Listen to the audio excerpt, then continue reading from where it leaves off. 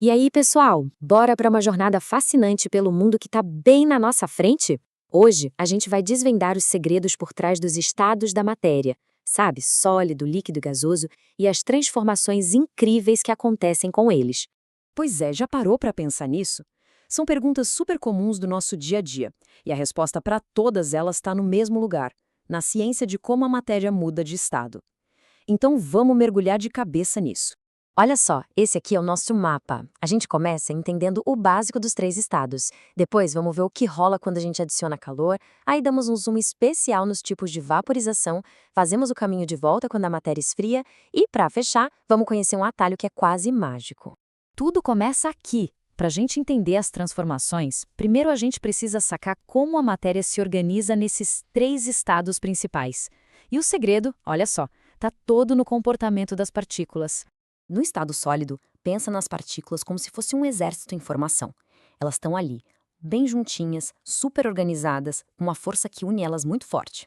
Elas não saem do lugar, sabe? Só ficam vibrando. Um cubo de gelo, por exemplo, ele tem a forma dele e ocupa sempre o mesmo espaço.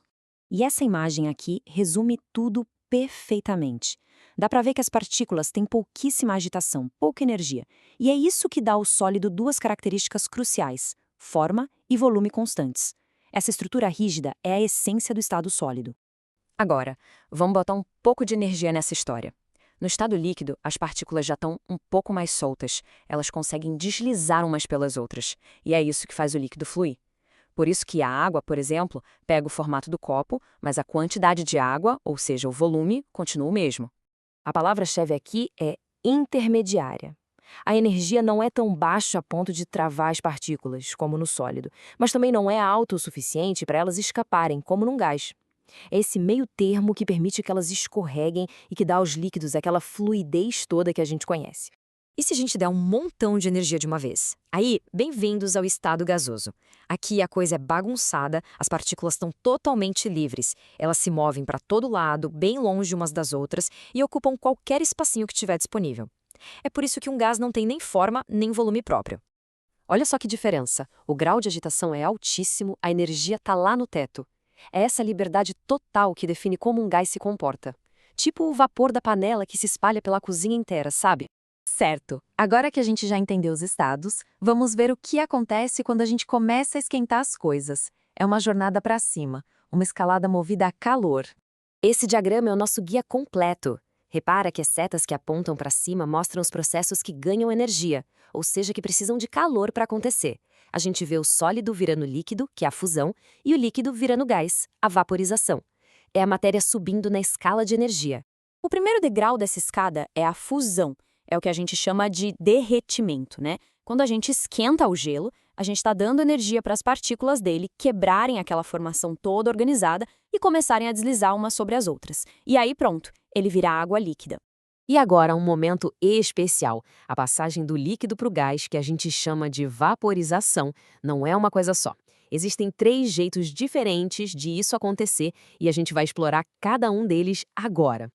Então, o ponto principal é esse. Vaporização é o nome geral, o sobrenome da família. Mas dentro dessa família, a gente tem três processos diferentes. E eles explicam tudo, desde a roupa secando no varal até aquela gota d'água que some numa chapa bem quente. E aqui estão eles: a evaporação, que é aquele processo lento, natural, a ebulição, que é bem rápida e turbulenta, que a gente vê quando ferve água, e a calefação, que é a transformação instantânea, super brusca. Essa imagem aqui conecta tudo. A evaporação é a roupa secando no varal, um processo que acontece devagar, só na superfície do líquido. A ebulição é a panela no fogo, com bolhas se formando no líquido todo.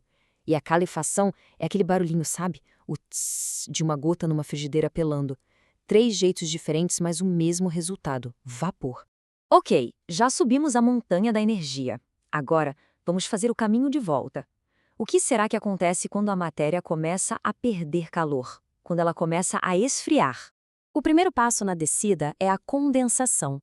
É o processo exatamente contrário da vaporização. Sabe quando o vapor do chuveiro encontra o espelho frio e forma gotinhas?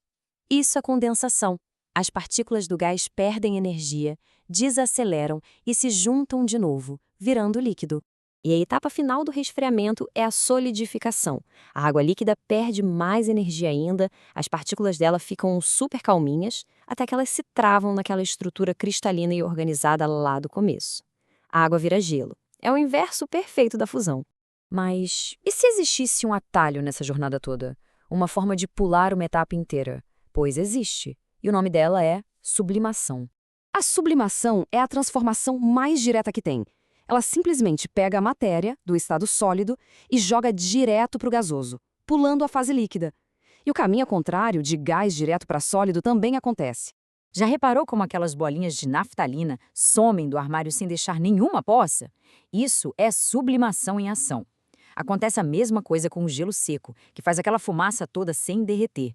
É a matéria pegando um atalho bem na nossa frente. No final das contas, tudo se resume a isso. Aquecer é dar energia para as partículas se agitarem e se afastarem. E resfriar é tirar essa energia para elas se acalmarem e se juntarem de novo. É uma dança constante, uma dança de energia. E para a gente fechar, fica uma provocação.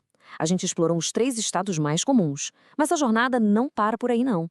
Uma parte gigantesca do universo, como o nosso Sol e os raios numa tempestade, existe num 4º estado, chamado plasma.